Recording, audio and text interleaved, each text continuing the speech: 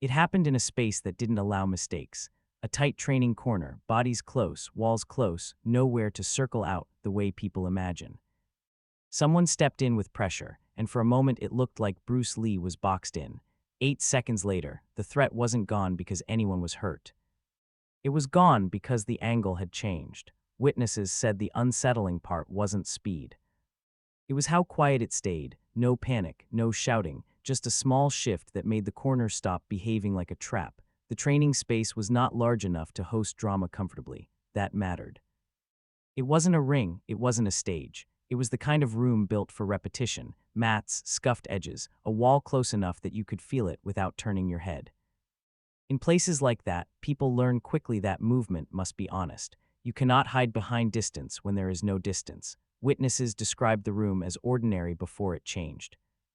Students moving through drills, the low thud of footwork, the quiet friction of cloth and gloves, a few observers along the edge, careful not to step where they didn't belong. It was the kind of atmosphere where nothing feels cinematic until it suddenly does. Bruce Lee was already working, not performing. His movement was compact, almost plain. He didn't fill the room with personality, he filled it with discipline. He repeated small sequences and adjusted in small increments, stances refined by inches, hands returning to place without flourish. The calm in the room came from that kind of work, consistent, practical, uninterested in spectacle. The tight space in this story wasn't just a corner of a room, it was a condition. It was the reality that if pressure arrived, it would arrive close. There would be no time to build speed, no room to run. The walls would become part of the situation, whether you wanted them to or not. Someone in the room, whether a visitor, a skeptical student, or a confident sparring partner depends on the account, carried an energy that did not match the room's tone. Not loud at first, but insistent, the kind of confidence that wants the room to acknowledge it. It wasn't immediately a threat. It was pressure in social form, standing too close, testing reactions, letting small provocations linger. Witnesses remembered how the mood shifted before any contact happened. People along the wall stopped moving. A few students became attentive in a protective way, not stepping forward but repositioning, as if their bodies already knew the room might become smaller in a more literal sense. Bruce did not react as if surprised by that pressure. He didn't posture to meet it. He didn't step away dramatically. He simply allowed the room's geometry to exist, acknowledging the wall, the corner, the narrow lanes of movement available. In tight spaces, you can see who depends on comfort. Some people need room to think, others think in inches. Witnesses said Bruce looked like someone who had already accepted the constraints and was ready to use them. That was the atmosphere before it began. A functional training room, a corner that didn't forgive, and a growing certainty among those watching that if something happened, it would happen quickly and it wouldn't be announced. The challenger, whoever he was in the various retellings, did not behave like someone arriving to learn. He behaved like someone arriving to test. In training rooms, that distinction is felt immediately, even when it isn't spoken. Learners ask questions, testers create moments. He drifted closer, occupying space as if space itself could be taken. The corner became part of his plan. Tight spaces make people feel trapped, and trapped people react predictably, either with panic or with aggression. The challenger seemed to want either. Panic would make him look dominant.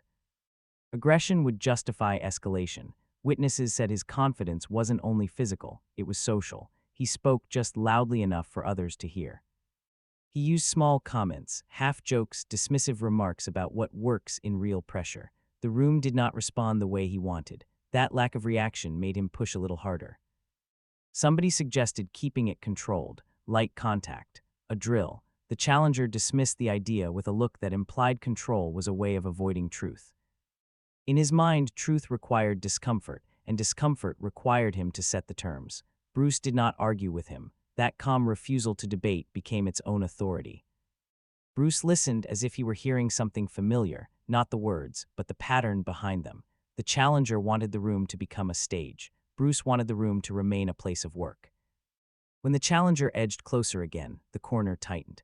The wall behind Bruce was no longer just a wall, it was a boundary. People watching understood that boundaries change behavior. Most men backed toward a wall either stiffen or explode forward. Both reactions are readable. Both can be exploited. Bruce stayed readable in a different way. He stayed composed. Witnesses described his posture as narrow and aligned, not squared up for a brawl. He didn't widen his stance to brace, because bracing in a tight space often makes you slower. His shoulders stayed low, his hands stayed close, his attention stayed on distance, on the exact amount of space the challenger had to cross to make contact. The challenger finally committed to making it physical, not necessarily with a clean strike. Often these stories begin with a shove, a grab, a pressure step designed to control rather than to fight. The intention was clear: force Bruce into the predictable reaction of someone cornered. The room held its breath. Not because they expected a dramatic fight, but because they sensed a problem about to be solved. A corner creates a simple question: can the person inside it regain the line without paying a price? The challenger believed the answer would be slow and messy. Bruce's answer, according to witnesses, was neither. He did not appear to escape the corner in the way people imagine escape. He changed the corner's meaning, and in that moment, before anyone could speak, before anyone could decide whether to intervene, the confrontation became less about strength and more about geometry. As the pressure increased, the room changed shape around it. Observers along the wall shifted back slightly, clearing a narrow lane without being told. Students stopped their drills, not openly but subtly, movements slowing, attention turning. It wasn't an audience gathering for entertainment. It was a room recognizing that something could go wrong quickly in a tight space. The challenger used closeness as a weapon. He crowded the line. He denied space for footwork. He tried to make Bruce's options feel like they were shrinking. In open space, you can make mistakes and recover. In tight space, mistakes become collisions with walls. Witnesses later said the challenger looked confident precisely because the environment seemed to favor him. He could point to the wall behind Bruce without pointing. He could let the room see that Bruce had nowhere obvious to go. That visibility is part of the intimidation. You don't need to be skilled if the situation looks predetermined. Bruce did not mirror the intimidation. He didn't look for sympathy in the faces of students. He didn't call attention to the unfairness of the position. He didn't square up dramatically as if to prove courage. His calm remained functional, eyes steady, breathing even, weight balanced. The tension in the room came from contrast. The challenger's need to be seen as dominant versus Bruce's refusal to perform dominance. The challenger pushed for a moment that could be narrated later as victory. Bruce seemed interested only in ending the problem cleanly. At the peak of public tension, a hand reached for control, a grab, a shove, a clamp at the wrist or shoulder. In tight spaces, grabs are the fastest way to turn a corner into a cage. The challenger's body moved like someone expecting compliance. Push him into the wall, lock him there, force the room to witness inevitability. Witnesses disagreed on the exact order of movements that followed, which is typical in incidents like this. People remember outcomes more clearly than mechanics when mechanics happen too fast to label, but they agreed on what did not happen. There was no wild struggle, no frantic pushing, no ugly collision of bodies. Instead, Bruce seemed to accept the contact for a fraction of a second, as if letting the grab commit fully, then made a small change that altered everything. A shoulder dropping, a hip turning, a step that was less a step and more a reorganization of where his weight belonged. In tight spaces, the person who controls weight controls the story. The challenger tried to hold on to the idea that he had Bruce pinned. He tightened his grip, increased pressure, leaned in. That effort made him more committed. Commitment makes power feel certain. It also makes power easier to redirect. The room's tension rose because the confrontation no longer looked like a conversation. It looked like a trap being sprung. And then, in the moment the trap should have closed, the corner stopped functioning as a corner. 8 seconds is not long, but in close quarters it is long enough for panic to appear. Witnesses said panic did not appear. What appeared was an angle. The 8 seconds did not contain a dramatic move that could be easily described later. That was part of why the story lasted. People wanted to retell it with a clear technique. This lock, that throw, this strike, and they couldn't, because the action looked more like correction than combat. The first change was positioning. Bruce rotated just enough to narrow his target and steal a line that hadn't existed a moment earlier. The corner, which looked like a dead end, became a hinge. He didn't fight the wall. He used the wall to define the angle he needed. Witnesses said the challenger's hands were still on him when the advantage disappeared. That detail mattered because it meant the escape wasn't about breaking contact with strength. It was about making contact irrelevant. A grab depends on leverage. Leverage depends on alignment. Bruce changed alignment. The challenger overcommitted forward, trying to maintain the pin. In doing so, he gave up balance. That surrender was subtle, an inch too far, a foot slightly out of place, a shoulder too high. In open space, those mistakes can be recovered. In tight space, they become a door opening for someone who knows how to see it. Bruce took that opening and moved through it, not rushing, not charging. Sliding into the seam between the challenger's line and the wall, the motion was compact. It looked like he was simply no longer in the corner. The challenger's body had to turn to follow, and turning in a tight space costs time. That cost was enough. If there was contact, witnesses described it as interruptive rather than violent, short, efficient touch that stopped pursuit, not punished it. A shoulder check that displaced rhythm. A brief strike that changed breathing. The kind of action that doesn't look cinematic but changes everything in a body's decision-making. The challenger tried to recover, but the recovery required space he didn't have. He had built his plan on the corner being permanent. Now the corner was behind Bruce, and the challenger was the one crowded by it. This is where witnesses often use the same phrase, in different words. It was like the room flipped. 8 seconds from the first committed pressure to the moment, the threat was neutralized, not because the challenger was destroyed, but because he was out of position. Off rhythm and suddenly aware that the outcome was no longer under his control. Bruce did not pursue. That was as important as the escape. He didn't chase the challenger into punishment. He didn't add unnecessary action to satisfy the room. He stopped at the moment the line was clear and the pressure was gone. The students watching felt the release immediately. You can feel it when a room stops being dangerous. People breathe again.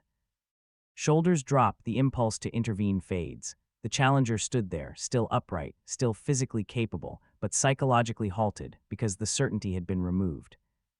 And because the demonstration was quiet, the room had nothing loud to cling to, only the undeniable fact that the corner had failed. The challenger's failure wasn't marked by a fall. It was marked by hesitation. That hesitation is the quiet defeat in these stories. A man comes in confident that pressure will force a predictable reaction. When the reaction does not arrive, and when the environment stops cooperating with his plan, he pauses, not to be kind, but because his certainty has no map. Witnesses said the challenger tried to speak after it happened. Sometimes it was a half-laugh, sometimes a quick sentence meant to reclaim authority. It didn't work. The room didn't respond the way it had earlier, because the room now belonged to a different truth. Bruce's calm made it worse for the challenger in a very specific way. It removed excuses. If Bruce had been angry, the challenger could have blamed emotion. If Bruce had been aggressive, the challenger could have blamed brutality. If Bruce had celebrated, the challenger could have blamed ego, but none of those surfaces were available. There was only control, applied briefly with restraint. People watching didn't cheer. That silence is often misunderstood. It wasn't lack of appreciation. It was recognition that what they had seen was not entertainment. It was a lesson, one that didn't need applause to feel heavy. The challenger's body language changed first. His shoulders lowered slightly. His hands, which had been searching for control, stopped reaching. He adjusted his stance, not for attack, but for recovery. He looked at the wall, then back at Bruce, as if trying to locate the moment the room stopped behaving predictably. Bruce didn't explain it to him. He returned to normal behavior as if nothing extraordinary had happened. He corrected a student's stance. He spoke quietly to someone near him. He treated the moment as a problem solved and finished. That return is part of why witnesses kept the story. It suggested something about mastery. Mastery ends the threat and then refuses to extend it for ego. For the students in the room, the psychological lesson was not be tougher. It was stop relying on the environment to do your work. Corners don't win fights. Pressure doesn't guarantee outcomes. If you understand angles and balance, a tight space can become an advantage, not a trap. And for the challenger, the lesson was harsher. Intimidation is fragile. It depends on the other person agreeing to feel small. Bruce did not agree. Witnesses remembered the challenger leaving the moment without a clean conclusion. Not storming out, not apologizing loudly, just losing interest in continuing, because continuing would require admitting that his terms no longer mattered. The threat had been neutralized in 8 seconds, but the real collapse took longer. It took place inside the challenger's pride, in the quiet minutes after, when he realized that the corner had not exposed Bruce's weakness. It had exposed his own dependence on predictability. The story spread because it was specific: tight space, cornered, 8 seconds, one angle change. Those details gave it the feel of something witnessed rather than invented. People who weren't there asked for dramatic explanations. What did he do? What technique was it? Was it a strike, a throw, a lock? The witnesses, when honest, could not answer cleanly. They described it instead as positioning, small movements that made the threat collapse. That lack of a simple technique name made the story stronger, not weaker, because it sounded like real events, clear in outcome, blurry in mechanics. Over time, students used the story as a reference point in training, not as a fantasy of defeating people in corners, but as a reminder that tight spaces demand different thinking. You cannot rely on large motions. You cannot rely on athletic escape. You rely on geometry, balance, and the discipline to stay calm when the body wants to panic. It also became a story about restraint. In many retellings, the most emphasized moment was not the escape. It was what Bruce did afterward. Nothing. No extra punishment. No celebration. No humiliation. The incident ended at the exact point it needed to end. That kind of ending has long-term consequences. It shapes how people talk about a man, not as a bully, not as a performer. As someone whose skill is measured by how little noise he leaves behind. Years later, witnesses described remembering the silence more vividly than the motion.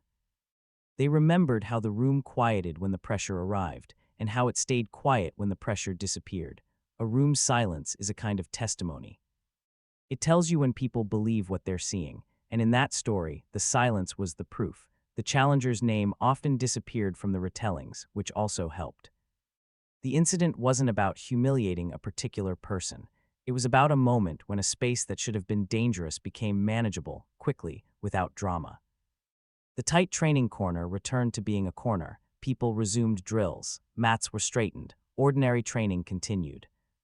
But the memory stayed attached to that part of the room, the idea that the corner is not a trap if you understand how to change the line. That is how these stories become legend-based without becoming fantasy. They don't claim miracles. They claim discipline under pressure. 8 seconds, one angle change. And a room full of witnesses who couldn't explain it, only repeat it, quietly, because it still made them reconsider what they thought tight spaces were for.